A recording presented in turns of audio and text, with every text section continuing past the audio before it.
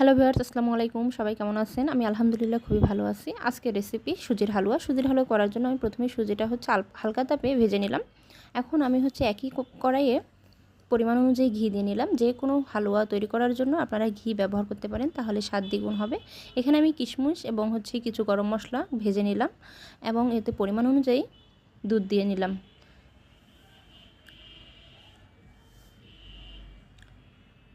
এখন আমি সুজির হালুয়াতে কিছুটা ক্যারামেল দেওয়ার জন্য ক্যারামেল করে নিলাম। যদিও আমার ক্যারামেলটা ঠিকঠাক মতো আসেনি, তাই কালারও হয়নি তেমন। তো তারপর আমি দিয়ে নিলাম ক্যারামেলটা। এখন আমি ক্যারামেলটা দুধের সাথে কিছুক্ষণ মিশিয়ে নিয়ে এখন সুজিটা আমি আস্তে আস্তে দিয়ে নিব। এখন সুজিটা আমি অনবরত নাড়তে থাকবো অল্প আঁচে। এখানে আমি পরিমাণ অনুযায়ী চিনি দিয়ে নিয়েছি, যে যেমন মিষ্টি খান ঠিক সেভাবে চিনি দিয়ে নেবেন। এখন আমার সুজিটা হয়ে আসছে। এখন আমি এটা ঠান্ডা করে নিয়ে একটা সসে দিয়ে ডিজাইন করে নিব। এই তো আমি দুইটা সস দুই দিকে দিয়ে একটু চাপ দিয়ে হালকা চাপ দিয়ে আমি ডিজাইন করে নিচ্ছি।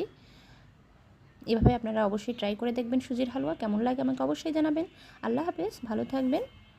আমার চ্যানেলটি সাবস্ক্রাইব করে দেবেন।